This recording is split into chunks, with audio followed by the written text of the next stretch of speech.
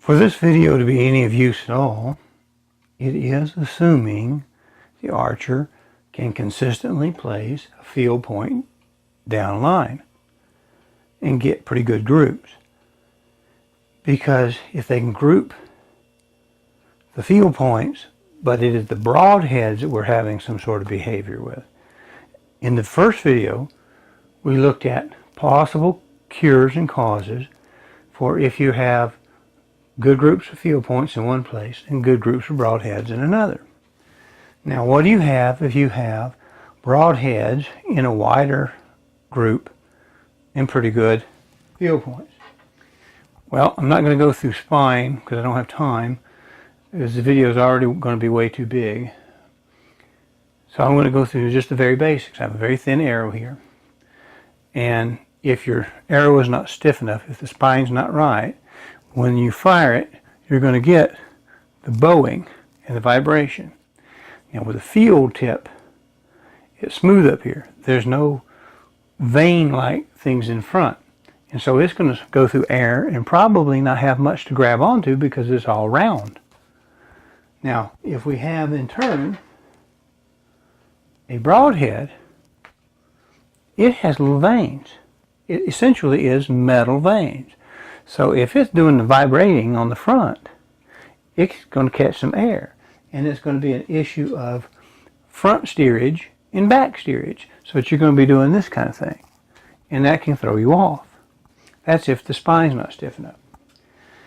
Now, there's another problem we call weight forward. If we don't really have enough weight in the front, and what happens is light things lose their energy quicker because air is pushing against that arrow the whole time and it's giving up that energy as it goes. That's why the very fast light arrows, just like bullets, the very fast light bullets, they lose more percentage quicker. Now they may still be faster at the end, but they're losing a greater percentage. So you end up having to flatter at the front and more drop quicker. Now think about that. The arrow's trying to do that, I think, as well. So if you have a very light front end, the back may try to carry through. So take a bowling ball on the end of a string. You can sling it around like this and throw it, and that string will always be hanging in behind it because it's light. So we can add more veins to the back, which can cause a little bit more physical drag. That's one way to help hold the back in the back. But we can also use heavier broadheads as long as we have enough spine in the front. Now I did some experimentation using one of my original 3 fletch shafts. I don't have one here, but I'll use this kind of configuration. This is a Lightspeed 400 and enough spine, and I had an 85 grain point in here. And this should all match up, but this was not a very accurate combination. It was very fast, but the wind drifted it fairly quickly, and so I didn't use that. I went to an axis, ST axis, very thin, less wind resistance, a little heavier, and I was using 85s, and I really wasn't satisfied with this performance. I hunted with that for 2 years, and I wanted to tighten it up. And last year, I was tired of not really being as good as I wanted to be, and I tried field tips, the 85s, and I got one size grouping. I went to 100s, and they tightened up. Went to 125, they tightened up much, much better.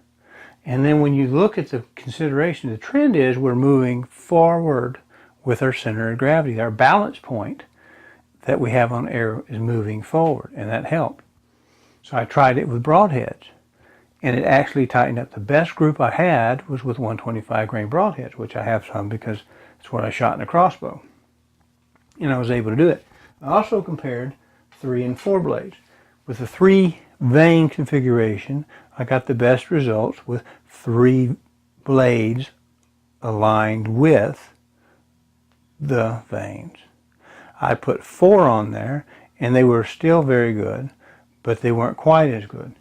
So I went to a configuration like this to give it a little bit more steerage, and I went to a right-hand helical twist. That's another way that we can help improve things. Now it did detract from our front of center, but with a 125 I had more than enough. I've heard some people try to give an exact number. Oh, if you're not below 42, that you're in bad shape. 42%, in other words, if the balance point is not 42% of the length of the shaft toward the front. And I don't know that there's a magic number, because if I had 3 vanes back here, I'm only going to get a certain amount of steerage. If I'm able to rotate it at a certain rate, I'm going to get a different amount of steerage out of it, stabilization, because I'm able to spin it. Here is an example, because this is a 2219, a fat shaft. Look at how much, using the same vanes, the same boning vanes, look how much more of a twist I'm able to get with that short vane. Now, if you're using a very narrow axis, such as this, that's almost straight, so I'm not able to get a lot of stabilization with it. So how do you get more stabilization with a thin carbon arrow? Well, you can go to a longer vane. You can also go to an additional vane. Now, I'm sure you're like I am. As you go through time, you use the vanes you have. You may change your color combinations. You find you can't find certain things in the woods like you thought you were going to be able to find. I discovered pink shows up pretty darn well. In fact, if they made this axis arrow wind pink, I would use it, because there's not a lot of pink on my floor in my woods. But my pink blazer vanes, the ones with the word blazer written on them, are over 6 grains apiece. They're shorter, and they may be made out of a different material. I don't know. The original stock that I had plenty of are longer, and they weigh in the 5.1 to 5.5 compared to the pink, which are shorter and in the 6s. So I don't know if that's because these are older and they've off-gassed and the plastic is more mature, or if they're just a different run, different batch, and have changed formulations. But being 4-vaned, I can actually put the like weighted on this side and the like weighted on that side.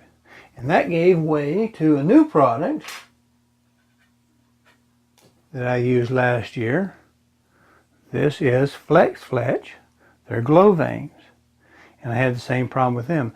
The green really doesn't show up all that well in certain times of year, because it's sort of a light pale green. But you have to shoot them all together at the same time, as in this 3-fletch, because you have to match them. They don't match even in the weight of their colored vanes of the same type. But if I go 4-fletched, I could put 2 of theirs and 2 blazers. And let's see how this works. If I can turn my light out, I don't know if the camera will pick that up, but it's a fairly decent alternative. And in low light, the ending of the light, the fluorescent orange knock and the pink and the yellow and those glow vanes show up a lot better than you might think they do. And it's a lot cheaper than those expensive knocks that go in the end.